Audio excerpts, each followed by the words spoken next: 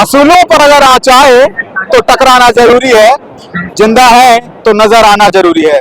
वाकई ये सिद्ध कर दिया भारत के छात्रों ने कि किस तरह से जब छात्रों के असूलों पर, छात्रों के लिए बनी योजनाओं पर, छात्रों के लिए हो रही इस सिस्टम की गड़बड़ियों को लेकर गलतियां की जाएंगी तो ये छात्र सरकारों को झुकाने का दम भी रखते हैं। जिस तरह से जंतर मंतर में प्रदर्शन चला, बिल्कुल भैया, क्या कहना है? और इस प्रदर्शन के बाद में इस्तीफा हुआ, बिल्कुल इस्तीफे के बाद में क्या और आगे की कार्य योजना रहना भाई मैं वहीं पर था, 20 तारीख को उपस्थित था। वहाँ का सारा माहौल देखकर हम लोग आए थे। वहाँ का माहौल ऐसा था, अभी इस्तीफा हो चुका है, ये हमारी पहली मांग थी। अभी होम मिनिस्टर का हम इस पर जवाब चाहिए। जितने बच्चे मार खाए हैं वहाँ पर, निहत्ते बच्चे जो गए थे उन पर बिना मतलब का लाठीचार्ज किया गया, जबकि हम लोग बिल्कुल पीसफुल बैठे हुए थे। आप अगर रियल मीडिया का न्यूज़ देखिएगा आपको पता चलेगा बच्चे वहाँ पर बिल्कुल पीसफुल थे। उन पर डंडों में कील लगाकर उनको मारा गया, बैरिकेड में वहाँ पर करंट छोड़ा गया था, जैसे ही बच्चे उसको टच कर रहे थे करंट लग रहे थे। तो इस पर अभी सबसे आगे का जो हमारा मांग है वो है होम मिनिस्टर को इस पर बोलना चाहिए, होम मिनिस्टर को अकाउंटेबिलिटी लेना चाहिए कि ये क्यों हुआ, और जो जो लोग इसमें मतलब आरोपी हैं उनके ऊपर जल्द से जल्द कार्यवाही हो। FIR भी हुई कई छात्रों पर, राहुल गांधी पर भी कहीं न कहीं उन्हें की गिरफ्तारी की गई, उसके बाद में आक्रोश और बढ़ा।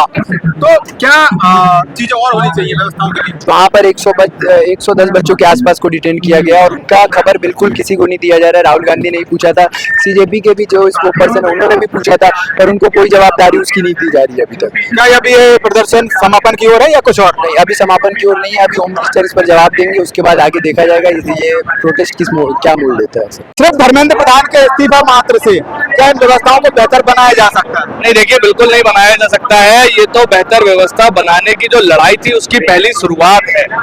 जब तक सरकार अकाउंटेबिलिटी शिक्षा की तय नहीं करेगी, जब तक शिक्षा व्यवस्था नहीं शुरू होगी।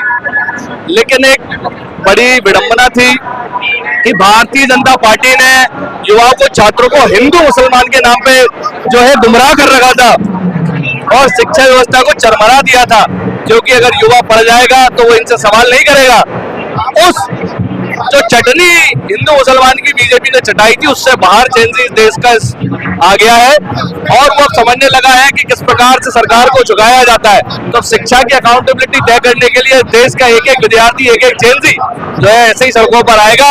जब जब अन्याय होगा, जब जब अत्याचार होगा, शिक्षा में खराबी होगी, पेपर लीक होगा, समय पर रिजल्ट नहीं आएगा, भर्ती परीक्षाएं नहीं निकलेंगी, पैसे देकर नौकरियां दे दी जाएंगी, तब तब ऐसे ही चेंजी जो है इस देश का सड़कों पर आने वाला है। क्या बेहतर व्यवस्था होनी चाहिए शिक्षा की पारदर्शिता के लिए? आपको नहीं लगता बेहतर व्यवस्था होनी चाहिए? बिल्कुल बेहतर व्यवस्था होनी चाहिए। इस देश का युवा बेहतर व्यवस्था चाहता है। इस देश चाहिए यानी शिक्षा व्यवस्था को पारदर्शी बनाने के लिए क्या और कदम उठाने चाहिए?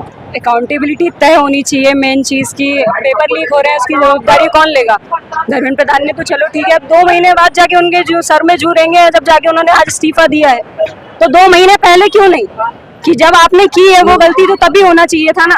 और बच्चों पे इतने बर्बरता पूर्वक आपने लाठीचार्ज किया, तो आपने क्या सोच के लाठीचार्ज किया है? वहाँ बच्चों के पेरेंट्स थे, वहाँ छोटी छोटी बच्चियां थी, बच्चे थे, हमारी बहनें थी, उन पे कितना बर्बरता पूर्वक लाठीचार्ज किया है। वो क्या कहीं के गुंडे थे क्या? पाकिस्तान से आए थे वो क्या?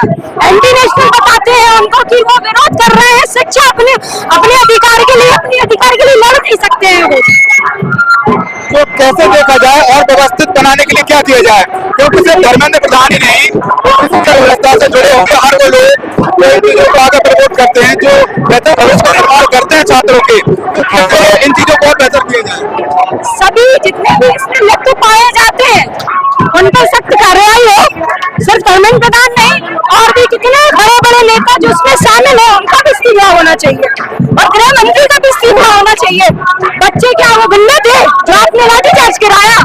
कितनी गंदी और कितनी शर्मनाक बात है कि दिल्ली जैसे शहर और जंतर मंतर जैसी जगह पर बच्चे प्रोटेस्ट शांति प्रदर्शन वहाँ कर रहे थे, उसके बाद उन्होंने क्या किया? लाठीचार्ज कोई ऑप्शन बनता है क्या?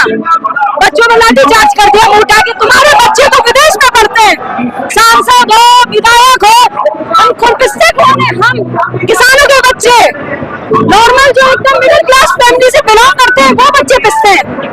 तो कैसे बेहतर बनाया जाए इन व्यवस्थाओं? अभी जो भी धर्मेंद्र प्रधान ने जो इस्तीफा दे दिया, बाकी जो इन्होंने और भी लोग इसमें शामिल हैं उन पर सख्त से सख्त कार्रवाई की जाए।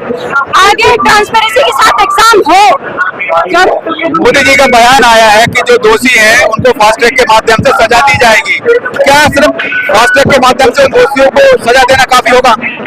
और वो फास्ट ट्रैक तो सिर्फ उनका बोलने का जुमला है, उन्होंने दे दिया है, बच्चों को गोली देने का काम उन्होंने कर दिया है। करे जब हम माने ना, बोलने में क्या है, कर देंगे, करने और कर देने में बहुत अंतर होता है। देखिए, जो इस्तीफा दिया है ये हमारी मेंटल आज़ादी मिली है। 1947 में हमें फिजिकल आज़ादी किससे मिली थी? अंग्रेज से। और अब मेंटल आज़ादी मिली है। कैसे? पहले हम लोगों से सवाल करने में डरते थे, हम सवाल नहीं पूछते थे। कोई भी हो, विधायक हो, सरपंच हो, हम डरते थे कि सरकारी पद पर है, कुछ कह ना दे। लेकिन इस प्रोटेस्ट ने हमारे अंदर के डर को खत्म कर दिया है। अब आगे वाले समय में हमारे साथ कुछ भी गलत होगा, हम आवाज उठाएंगे। हमारे अंदर बीज पनप चुका है, अब ये पेड़ बनकर ही खिलेगा। इन समस्याओं का समाधान हो जाएगा या फिर कुछ और शिक्षा व्यवस्था में पारदर्शिता की जरूरत है? देखिए, एक शुरुआत है एक नए सिस्टम की, और कहीं ना कहीं शुरुआत तो होनी थी। तो हमें इसको एज अ पॉजिटिव लेके चलना चाहिए कि हमारे एजुकेशन मिनिस्टर ने फाइनली इस्तीफा दिया। लेकिन संशय की बात यह है कि इतना प्रेशर डालना पड़ा, वो कहीं ना कहीं एक दुविधा की बात है। तो आगे होप करते हैं कि ये जो सरकार है वो आगे जाके इन चीजों पे ध्यान देगी और इस पे वर्क करेगी। बाकी अगली बार वोट तो सभी देंगे, सबने देख ही लिया है। और कहीं ना कहीं ये कहना चाहूंगा, हमें हमारे बड़ों से ये आग्रह है कि थोड़ा क्वेश्चन करना चालू कीजिए। क्वेश्चन करना चालू बहुत जरूरी है, क्योंकि कहीं ना कहीं हम लोग कहीं भूल गए थे। ये जनरेशन ने बता दिया है कि ये नॉर्मल चीजों से खुश नहीं होगी, करप्शन से बिल्कुल वो समझौता नहीं करेगी, ये इसलिए जरूरी है। एक विशेष बात और कही गई यहाँ पर, वो थी चाहे पद सरपंच का हो चाहे प्रधानमंत्री का, जवाबदेही सुनिश्चित होनी चाहिए। और जब ऐसा कोई घटनाक्रम घटता है तो उस पर वैधानिक और कानूनन बहुत कठोर कार्रवाई की जानी चाहिए। तो कैसे देखते हैं आज आप इस्तीफा दे दिया? इसमें लग तो नहीं रहा कि इस्तीफा दे रहा है तो कोई बेटर होगा, लेकिन इसका परिणाम हम सब 2017-28 में दिखाएंगे। क्योंकि हम सब स्टूडेंटों के साथ जो घटनाएं हो रही हैं, चाहे आप अपना मध्य प्रदेश का जो पटवारी घोटाला हो गया, या फिर कांस्टेबल जो 70 से 80 नंबर ला रहे हैं और 10 नंबर कम कर दिए जा रहे हैं। तो निरंतर चल रहा है ये रोशनपुरा चौराहे पर प्रदर्शन, और प्रदर्शन में पहुंचे लोगों का कहना है कि ये प्रदर्शन जब तक जारी रहेगा जब तक प्रधानमंत्री और स्वयं गृह मंत्री इस पर अपना ओपिनियन नहीं दे देते। वो जब तक छात्रों की सुरक्षा के लिए, उनकी बेहतर व्यवस्थाओं के लिए और इस शिक्षा व्यवस्था के बेहतर निर्माण के लिए आगे नहीं बोलेंगे, तब तक ये प्रोटेस्ट जारी रहेगा। वीडियो किसी और क्रम में करेंगे आपसे पुनः मुलाकात। वीडियो जर्नलिस्ट संकेत कुमार के साथ cameraman Salman Gani, yes Bharat news Bhopal.